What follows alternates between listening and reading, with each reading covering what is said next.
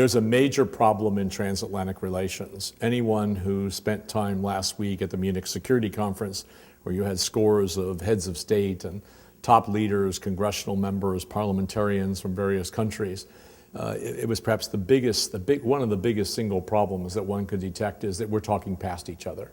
The Snowden revelations about NSA spying on our allies has had a much more profound and serious erosion of trust impact than I think people on this side of the Atlantic understand and North America understand. It is not a small thing. And just like Europeans say we would never talk to Americans about, how about we talk about making a deal on limiting freedom of religion because that is core to who we are as Americans. The same way we cannot say to Europeans, let's make a deal over this spying on of the Snowden affair. Sure, there's spying. Espionage is the oldest business in the world. It is always gone on and always will go on. But there's always been kind of restrictions and limits, especially among allies.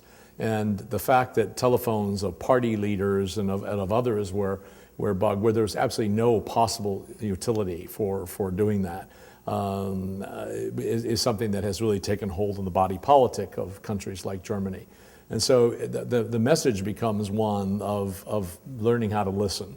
It was quite amazing chairing one of the major sessions of Munich Security Conference was to see how a major member of our Congress and a minister from a European country we kept trying to get them to understand the seriousness for the other and how do we begin to unravel. And it was really quite difficult. It was really extremely difficult, particularly for the congressional member, to really hear what was being said by his European counterparts. This whole skill set of listening carefully to what people are saying is something very important. And the growing power of public opinion in these issues, it's not just the whims of politicians. It's now they're reflecting a lot of basic things happening in their societies.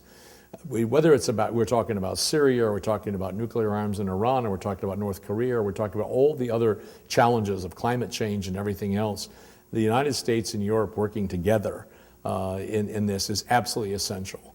The bottom line is, if you look at the past year, is that there's been a massive erosion of trust between the two sides of the Atlantic.